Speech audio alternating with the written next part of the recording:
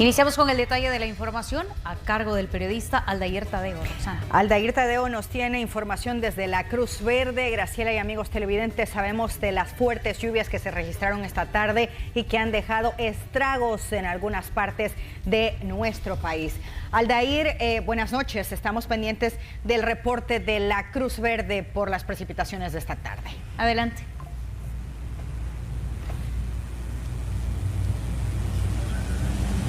Así es, buenas noches Roxana y Graciela y por supuesto nuestros amigos televidentes. Nos hemos trasladado con nuestro compañero camarógrafo José Delgado justo al centro de operaciones de Cruz Verde acá en San Salvador. A mi lado de hecho tengo también al encargado de turno o al operador de turno de esta institución de socorro para poder hablarnos sobre las emergencias que atendieron a raíz de las lluvias que se han registrado precisamente en las últimas horas o en horas de esta tarde en nuestro país, que de hecho en algunos puntos del país aún persiste la lluvia. Buenas noches, si nos puedes comentar un poco sobre las emergencias que han atendido a raíz de estas lluvias acá en la zona metropolitana de San Salvador.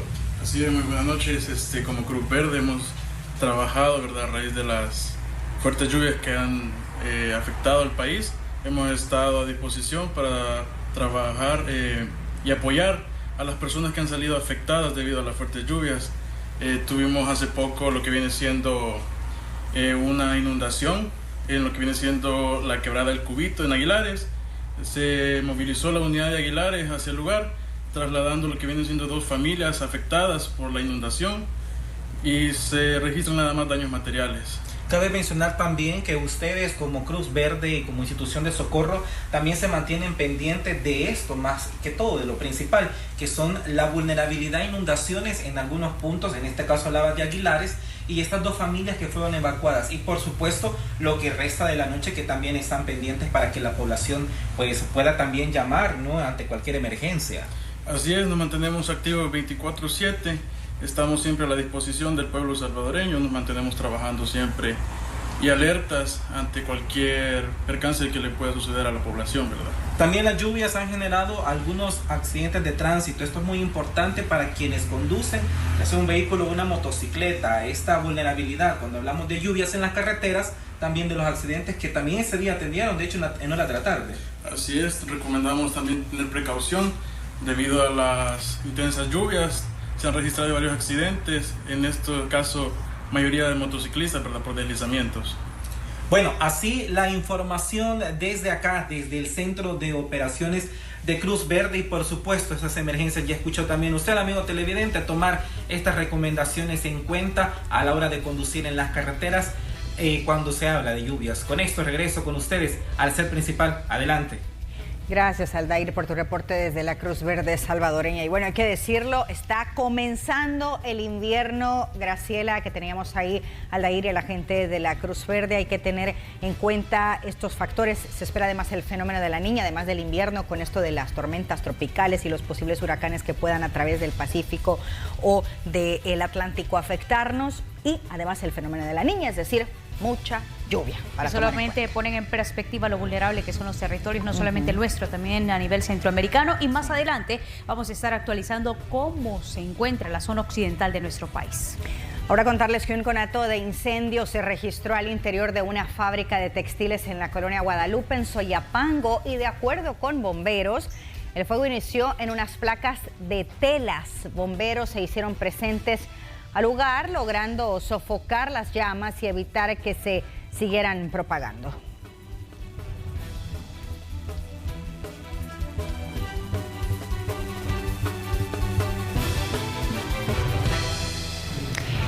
Inicia el invierno y en Fovial estamos siempre alerta. Nuestras cuadrillas trabajan 24/7 para poder atender cualquier emergencia en las vías de la red Fovial. Gracias a Fovial les comentamos también que 249 casos confirmados de dengue se registran hasta la fecha. Los más afectados continúan siendo los menores de edad y, según el ministro de Salud, no hay una saturación en la red hospitalaria por esta enfermedad. Pese al incremento de los casos de dengue, el ministro de Salud, Francisco Alaví, descartó que exista saturación de pacientes en los hospitales y aunque los niños y adolescentes han sido los más afectados por esta enfermedad, sostiene que hay disponibilidad de camillas en el Hospital Blum y en el Hospital El Salvador. En el Hospital El Salvador estamos ingresando pacientes, los pacientes adolescentes que requirieran algún tipo de manejo de unidad de cuidados intensivos. En este momento solo tenemos un paciente bajo ventilación mecánica en el Hospital El Salvador. El Hospital de Niños Benjamín Blum actualmente tiene 25 pacientes de 389 camas, que es el total de las camas del Hospital Blum. 25 son pacientes que están siendo atendidos por dengue en sus instalaciones. Sumar un paciente más de los pacientes del Hospital de Niños Benjamín Blum, con lo cual tenemos 3 pacientes bajo ventilación mecánica. Según el funcionario, actualmente hay 249 casos confirmados tras la circulación de los 4 serotipos de dengue. El serotipo 2 es lo que usualmente está relacionado a los casos que generan mayor severidad. Sin embargo, al hacer el análisis de todas las pruebas que tomamos, la distribución es bastante variada. Ahora, un dato que hay que tener en consideración, que a pesar de este dato, se está generando secuenciación genómica más profunda de todas estas muestras para poder saber específicamente del serotipo 1, 2, 3 y 4, cuál es a profundidad son las particularidades genéticas de esos serotipos. De acuerdo al titular del Ministerio de Salud, el foco de atención se mantiene en 31 municipios tras ser los más afectados por los casos de dengue, aunque las acciones para combatir al zancudo se ejecutan a nivel nacional.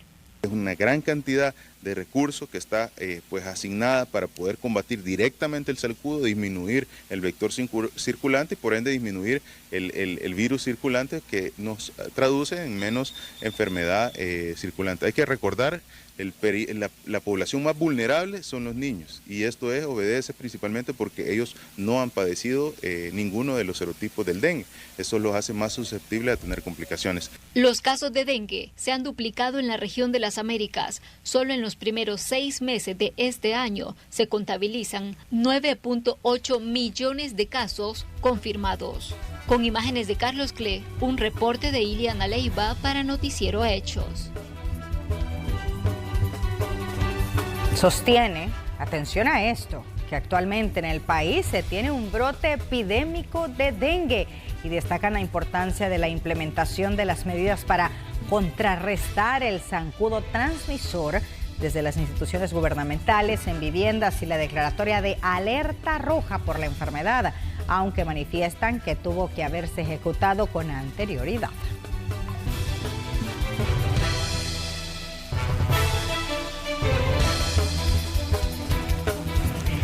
Bien, y en medio de la alerta roja por el dengue, los médicos están recomendando algunas formas para poder prevenir el contagio de la enfermedad que ha provocado 3 fallecimientos en el país.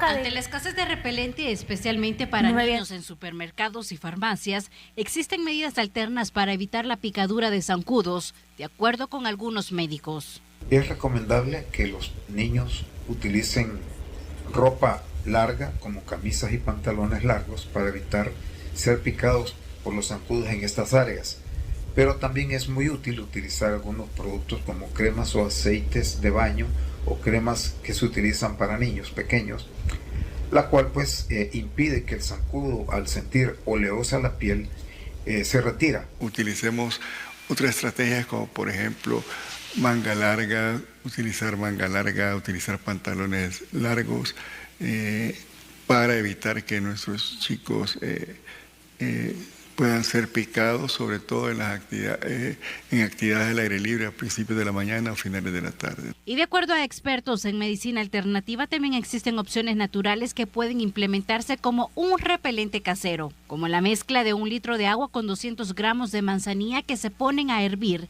y que al enfriar puede frotarse en el cuerpo.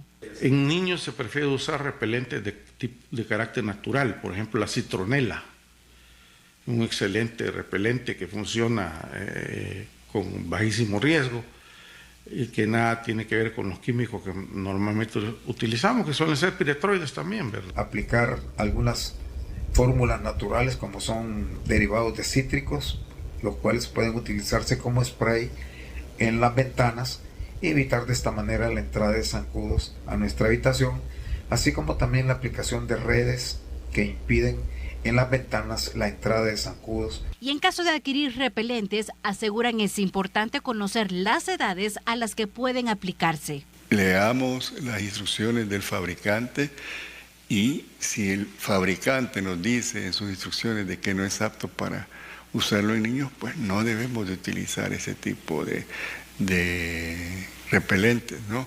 En medio de la alerta por dengue, los repelentes son algunos de los productos que han presentado mayor demanda, mientras establecimientos aún esperan la fecha en la que pueden ser abastecidos con el producto. Para médicos, también es importante implementar otras medidas como la eliminación de criaderos de zancudos en las casas. Este es un informe de Marcela Rivera.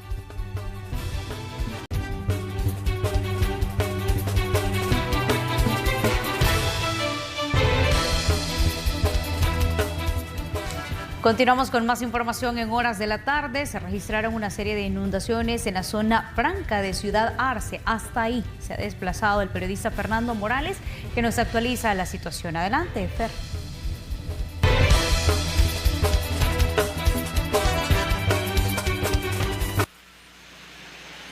Buenas noches, compañeras y amigos televidentes. Me encuentro a las afueras de American Park, acá en Ciudad Arce, La Libertad. Este lugar fue el escenario de inundaciones debido a las intensas lluvias en horas de la tarde. Y es que varios vehículos y también motocicletas quedaron inundados, ya que uno de los estacionamientos se inundó en este lugar debido a la acumulación de agua. Pudimos conversar con una de las personas que resultó afectada y que se encontraba en el lugar. Nos narró los hechos de cómo ocurrieron las cosas. Escuchemos. Después que pasó el torrencial, porque fue una tormenta como de unos 45 minutos, pero tormenta fuerte, recia, y nomás terminó la tormenta y se comenzó a inundar el parque. Y de ahí que se llegó la hora de salida, pero no nos pudieron abocar porque estaba inundado el parque. ¿Hasta qué momento les dijeron a ustedes que salieran? Ellos comenzaron a ver cómo nos ayudaban a salir de la planta y que ya fue bajando el nivel del agua, de la inundación. Hasta entonces nos dejaron salir. ¿Ya había pasado eso anteriormente? Anteriormente había pasado, pero en horas no laborales, en horas nocturnas, para que no había nadie, que las plantas estaban vacías. Ya había pasado, pero hoy lo agarró aquí uno adentro en la planta. Él fue uno de los afectados, pues su vehículo quedó inundado y espera que las revisiones con el mecánico puedan augurar no tantos gastos, pues asegura que estas pérdidas no estaban contempladas en su presupuesto. Pues a esperar que se seque y a ver qué me recomienda el mecánico para ver si se puede mover, se puede arrancar o hay que llevarlo en grúa. Cabal, claro, así es, y esperar que se pueda solventar, porque a ver de dónde sacar ese dinero. Pudimos notar cómo eran evacuados algunos vehículos, motocicletas, otros eran remolcados por otros vehículos, incluso uno salió en una grúa. Acá pasó varios minutos una grúa intentando entrar, hasta hace unos momentos pudo ingresar, siempre para evacuar estos vehículos que quedaron prácticamente dañados. Pero, sin embargo, esas no fueron las únicas emergencias, ya que al menos en la zona occidental, un vehículo quedó atrapado en la entrada a la colonia San José Obrero, esto en el límite entre Chalchuapa y San Sebastián Salitrillo. También en el cantón San Andrés, en el distrito de Ciudad Arce, hubieron inundaciones. De igual manera, se evacuaron a varias personas en Zapotitán y también se tuvo una inundación en varias colonias de Ciudad Real en Santa Ana debido al colapso de los tragantes. Estas fueron parte de las afectaciones que se reportaron en horas de la tarde. Sin embargo, también hay que añadir que Fuerza Armada junto a otras instituciones de socorro evacuaron a 11 personas que fueron afectadas por el colapso de un muro en una vivienda en el cantón Santa Lucía en Ciudad Arce, La Libertad. Así la situación con respecto a las lluvias ocurridas en la jornada de la tarde. Compañeras, este es mi reporte a esta hora de la noche. Regreso con ustedes. Ángel Giovanni Guzmán fue condenado a 1.420 años de prisión al ser encontrado culpable por 7 homicidios, 37 extorsiones agravadas y 25 casos de planificación y conspiración para asesinar personas, entre ellas 9 soldados. Otros 45 miembros de pandilla recibieron condenas entre los 148 a más de 700 años de cárcel. Las autoridades argumentan que estos sujetos están involucrados en el asesinato de policías y fiscales entre los años 2018 y 2019. También extorsionaban a comerciantes y transportistas de los mercados de San Miguel. A una de las víctimas le exigieron el pago de $10,000 para contratar a un abogado que defendería a los pandilleros que habían sido detenidos.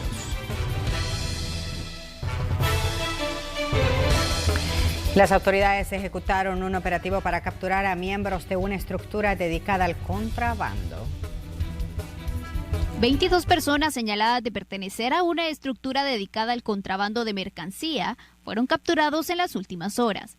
La Fiscalía General de la República giró 166 órdenes de captura contra 84 personas, algunas de las cuales ya guardan prisión. Según el informe fiscal, el proceso investigativo duró 1 año y determinó que los imputados evadieron impuestos por la suma de $2.229.499. Estas personas pues se organizan de tal manera a efecto de evadir los controles aduaneros e ingresar mercadería de contrabando, vuelvo y le insisto, específicamente de cigarros por puntos no habilitados, lo cual pues adicionalmente de que afecta a la hacienda pública, afecta otros bienes jurídicos como lo es la salud, ya que estos cigarros no poseen registro sanitario.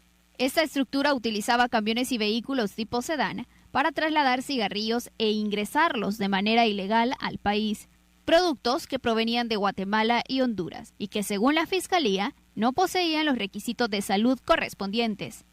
Durante el operativo se realizaron allanamientos en distintos puntos del país, como San Salvador, Metapán, Santa Ana, Ahuachapán, Chalatenango, Santa Rosa de Lima y Pasaquina, donde se realizaron incautaciones de vehículos, dinero en efectivo y teléfonos celulares que apoyarán la investigación. Los detenidos serán procesados por los delitos de agrupaciones ilícitas y contrabando de mercancía. Un informe de Carla Araniva.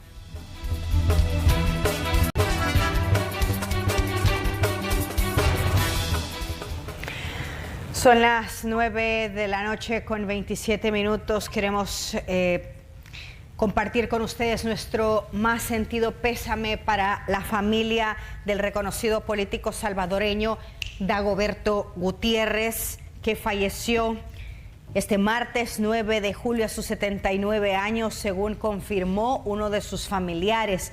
Gutiérrez era originario de Chalchuapa, en Santa Ana Oeste. Fue combatiente del Frente Farabundo Martí para la Liberación Nacional, del FMLN, durante el conflicto armado que vivió nuestro país en los años 70 y 80, además de tener una intervención directa en los acuerdos de paz firmados en 1992.